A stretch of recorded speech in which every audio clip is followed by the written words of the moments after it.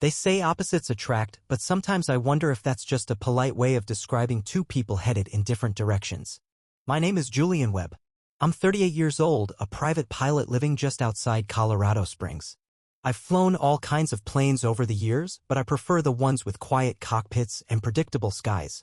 Peaceful. Reliable. That's how I like my life. My wife Bianca, though, she's another story. We met 8 years ago at a charity event in Denver. I was volunteering on logistics for an aviation fundraiser. She was sipping champagne in 3-inch heels, charming every donor in the room. Within 5 minutes, she had asked me if I'd ever flown to the Maldives and told me my tie was tragic. I should have known then. We were different from the start. I liked routines and plans. She thrived on spontaneity and chaos. I collected model aircraft, she collected passport stamps. My idea of a perfect Saturday was checking weather patterns and maintaining our Cessna. Hers was brunch with strangers in a city she hadn't Googled before arrival. It worked for a while. Maybe because I admired her fire and she liked how steady I was. But over the last year, something had shifted. Or maybe we had just stopped pretending it hadn't. Bianca had recently launched her own business, a luxury travel concierge company for wealthy clients who wanted bespoke experiences. She planned outrageous itineraries for millionaires, yacht tours in Santorini, private safaris in Botswana, underwater suites in the Maldives. She was good at it. Too good, maybe. Her phone buzzed nonstop with clients who needed emergency upgrades and last-minute helicopter rides to Monaco. Meanwhile, I had just taken a job at the Valor Air Academy, an elite training program for cadets entering the military. It was a huge honor, the kind of post that only came around once. The director, Commander Nathaniel Drake, was a no-nonsense guy with a clipboard for a soul. Strict, efficient, and completely allergic to small talk. The kind of guy who probably ironed his socks. He respected skill and hated excuses, which made him the ideal boss for me and the worst person to meet Bianca. I told her that. The day the Academy hosted its open house, Bianca mentioned she was thinking of tagging along. Don't, I had said gently but firmly. Drake's not really the small talk type. He doesn't like distractions. She tilted her head, eyebrow raised. You mean he doesn't like women? I mean he doesn't like anyone. Seriously. He once deducted points from a cadet for walking 2 seconds off formation. Bianca laughed, tossed her curls over one shoulder, and said, sounds like he needs a vacation. I should have insisted. Told her no flat out. But she always had this way of brushing past my warnings like they were suggestions. I came home one evening and saw the invitation on the counter, a wine tasting event at a private vineyard outside of Boulder. Hosted by Valor's executive board. And Bianca's name on the RSVP list. Bianca, I said, picking it up. I asked you not to go. She didn't even look up from her phone. I'm not going for you, babe. I'm going for me. Networking. Remember? That thing you don't believe in. It wasn't the first time she'd done what she wanted. But for some reason, this one felt different. This wasn't just another impulsive detour. It was a step into my world, my professional life without my blessing. That was the night I sat in the garage, next to our Cessna, staring at the engine I had just polished, feeling like something inside me was rattling loose. Maybe we were always headed for turbulence. Maybe we just hit it faster than I expected. The morning started off normal, clear skies, light wind from the west, nothing unusual. I had taken the T-6 Texan II out with a group of cadets for formation exercises over the eastern plains. Everything was going smoothly until I noticed the left aileron wasn't responding quite right. Back on the ground, the maintenance team confirmed a minor mechanical issue. Nothing life-threatening, but enough to sideline the aircraft for the rest of the day. I called Bianca as I unzipped my flight suit, asking if she could swing by and pick me up since my car was still at the Academy's auxiliary hangar. On my way, she said cheerfully. Got time for a surprise coffee? 15 minutes later, she pulled up in her convertible, top down, hair catching the sunlight like some damn movie scene. I climbed in and immediately caught the scent of lavender and espresso. You're lucky I had a client cancel, she said, handing me an iced coffee. Otherwise, you'd be sitting on the curb like a sad pilot waiting for rescue. I chuckled, but something in me was still tight. I didn't like being grounded. Didn't like asking for rides. We barely made it halfway across the base when I saw him, Commander Drake, standing just outside the training center in his usual starched uniform, talking with a couple of board members. I figured we'd just keep driving, but Bianca pulled the car over like it was a social call. What are you doing? I muttered, trying to keep my voice down. I've never met the infamous Drake, she said, already unbuckling her seatbelt. Might as well say hello. Before I could stop her, She was out of the car, walking up with that smooth, confident gait she always had when she was about to make an impression. Drake turned as she approached. His usual expression, tight-lipped, vaguely bored, shifted ever so slightly. "Commander Drake," she said, offering her hand. "Bianca Webb, Julian's wife." His brow rose. "Ah," he said, shaking her hand. "Nice to finally meet you." Bianca smiled. "I hear you run a very tight ship." "I try," he said, voice low and clipped. "I run a different kind of ship," she replied, pulling a business card from her purse with practiced ease. "Luxury itineraries, high-stress clients. Maybe not cadets, but they're just as demanding." Drake took the card, looked it over longer than I expected. "I've heard of your business," he said. "You arranged that Arctic Circle trip for the Wilkerson Foundation, didn't you?" Bianca's smile widened. "Guilty. She was also invited to that vineyard event last week," I said, trying to steer the conversation back to neutral ground. Drake turned toward me for the first time. "Ah yes, excellent wine." Bianca had some interesting thoughts on how we should rethink our events calendar. She laughed. I told him, "Cadets deserve better champagne." He actually chuckled. Not a full laugh, but something close. I hadn't even seen the man smile before. Then he said, "Maybe I should have you plan the next gala. The squadron could use a little flair." Bianca handed him another card, her backup, because of course she had one, and said, "I'd be delighted. Give me a challenge and I'll make magic." I stood there like a damn extra in my own life. Drake pocketed the card and nodded at me. "You've got a sharp one, Webb." "Yeah," I said, forcing a smile. "She's good at what she does." On the drive home, Bianca was all grins. "He's not that bad, you know? Kind of charming once you get past the scarecrow thing." I kept my eyes on the road. "He's not usually like that. Maybe he just needed the right audience." I didn't say anything. I wasn't sure what bothered me more, that Drake had smiled at her like she was a new toy, or that she had smiled back. Either way, something had shifted again. Just a spark, but I knew better than to ignore small fires. Not when you've seen what they can become. Started small, like most storms do. Just a few mentions here and there. At first, I chalked it up to coincidence. A name dropped in passing, nothing more. "Bianca has an eye for flow," Drake said during a meeting about the Academy's annual donor dinner. "We might want to tap her instincts for the table placements." I glanced up from the seating chart, surprised. "She's not involved in the event. She gave a few suggestions at the vineyard tasting," he replied, not looking up. "Good ones." That was the first time. Over the next 2 weeks, it became routine. Every few days, her name would find its way into the room. Not always directly. Sometimes it was subtle, like a comment about aesthetics or engagement or how civilians interpret formality. But I knew the undertone. I knew his voice well enough by then to catch the way it softened when he said her name. And it wasn't just at work. Bianca started mentioning him, too. "Drake emailed me again," she said one night over dinner, flipping through her phone. "He wants suggestions for a 3-day executive retreat. Said something about keeping the brass entertained while also showing off the academy." I looked up from my plate. "Didn't know you two were on email terms." She waved a hand like it was nothing. "Julian, it's networking. He has contacts. Big ones. You have no idea the kind of clients this could lead to." I nodded slowly. "Right? Clients. I thought that would be the end of it." But then, late one night while she was asleep beside me, her phone buzzed. She was always working odd hours, so I wasn't suspicious at first. But something made me check the screen. It was a message from Drake. "Appreciate your insights today. Might have to borrow your brain again soon. You're dangerously clever." Dangerously clever. The words hit like turbulence out of nowhere. I knew I shouldn't read more, but I did. I scrolled up, quietly, the pale glow of the screen lighting the dark bedroom like a flashlight under a sheet. The messages were mostly professional. Mostly. Venue options. VIP retreat ideas. Mentions of mutual contacts in Aspen and Maui. But the tone, it was too familiar. "Remind me again why you're not in politics?" You could sell the moon to a planet. If I had half your charisma, I'd have been a general by now.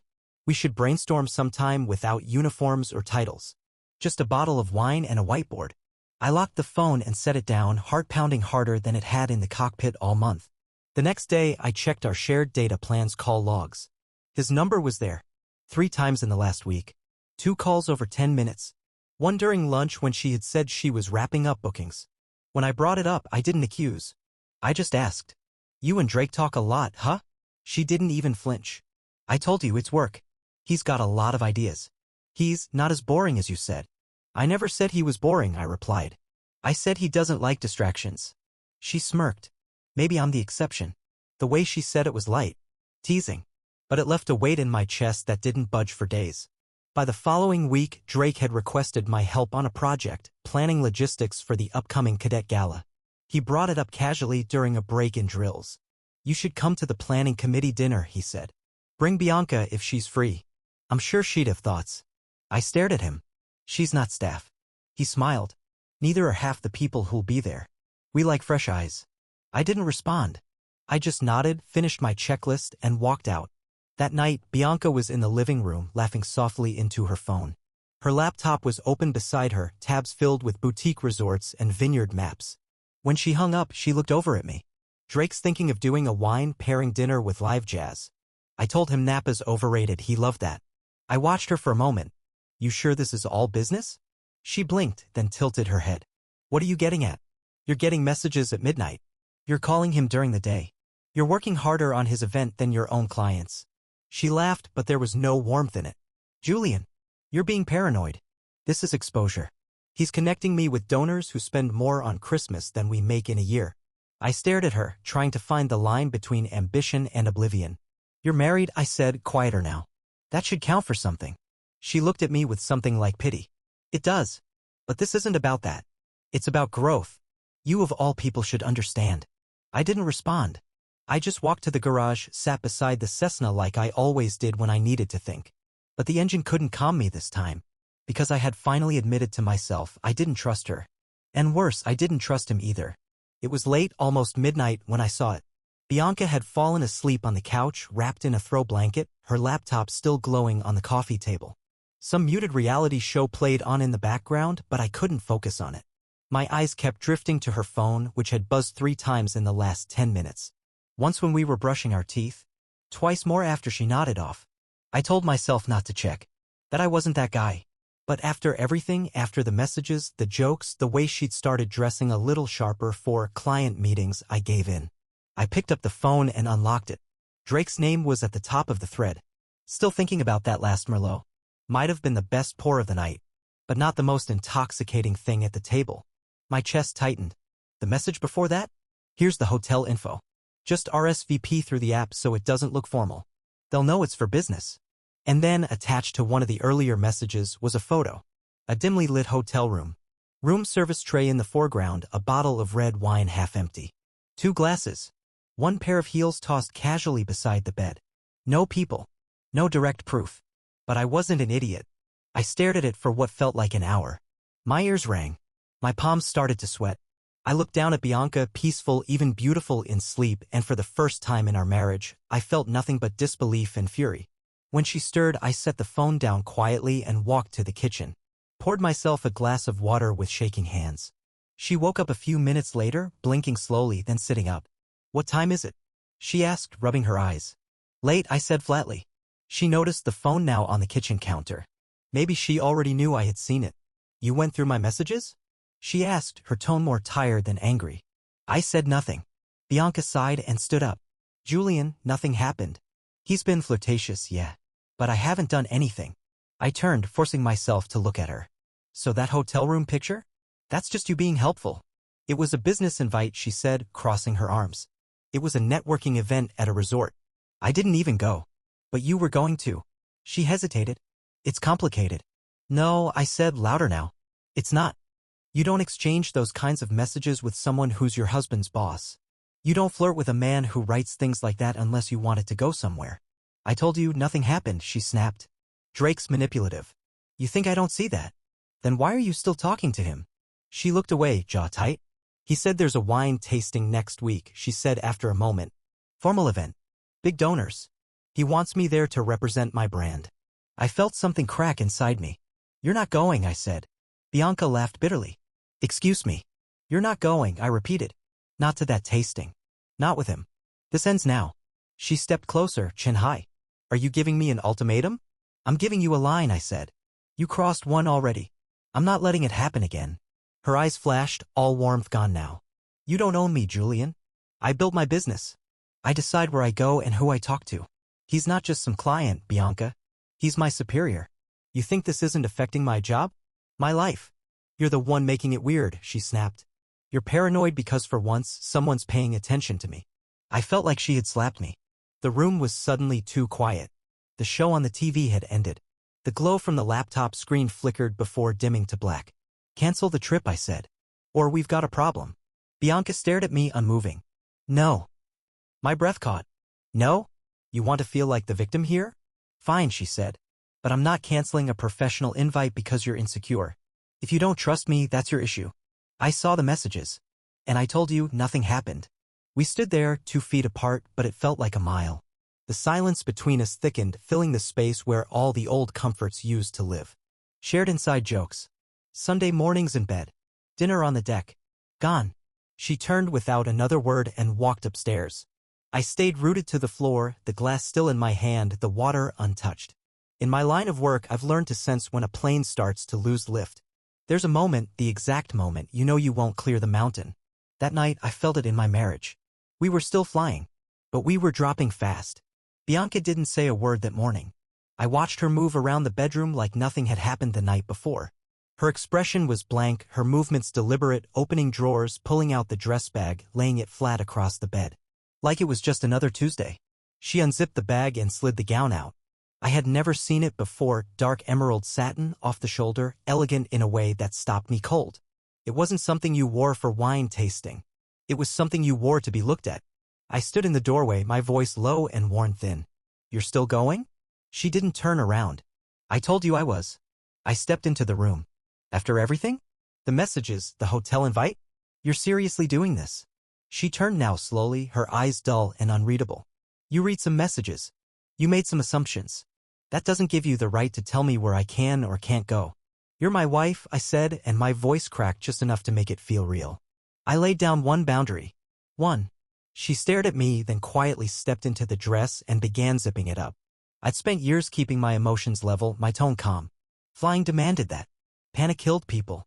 But standing there in our bedroom, watching her button up betrayal in silk, I felt like I was gripping a yoke in a nosedive. She went to the mirror, adjusted her earrings, then reached for a clutch. Her movements were mechanical, controlled, composed. Like none of this was personal. I sat on the edge of the bed and stared at the floor.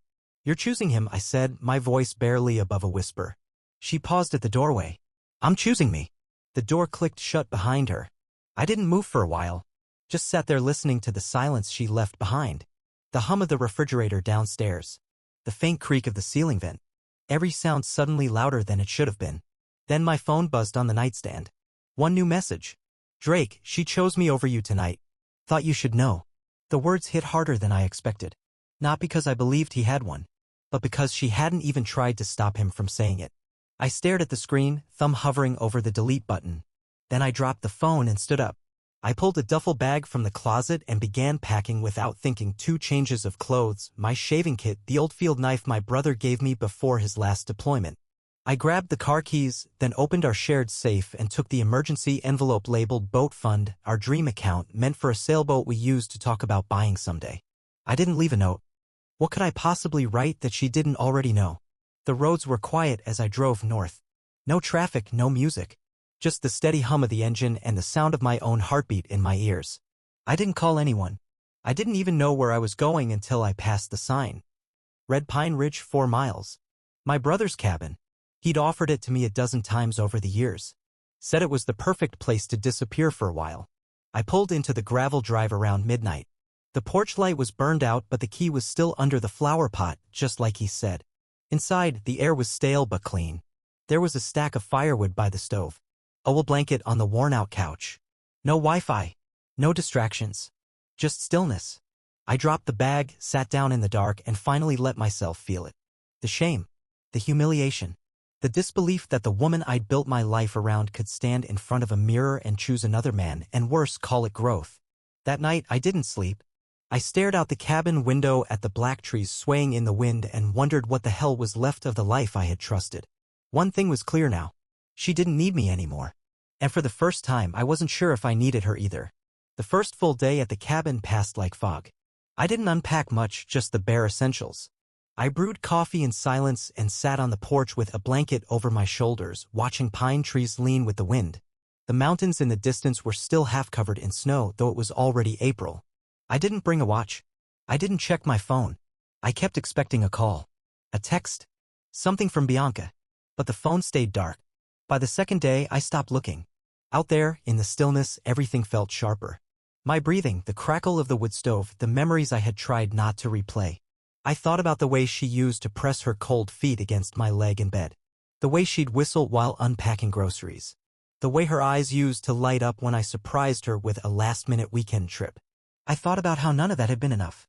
That evening, I made a fire and opened the envelope from our boat fund. Nearly 30 grand.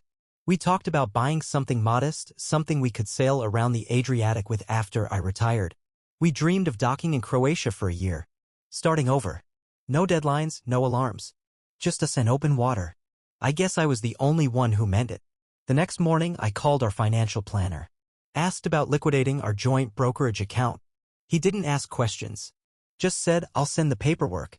I drove into the next town and used a cafe's Wi-Fi to book a one-way flight. Dubrovnik, Croatia. 4 days from now. Enough time to finalize things, but not enough time to change my mind. Back at the cabin, I opened Bianca's phone thread again. Not to read it, just to remember what it felt like to let go. Then I opened the Valor Academy's internal chat server and uploaded everything. The messages. The hotel invite. The screenshots. No explanation. Just a silent transfer to the appropriate thread. Chain of command, ethics reporting.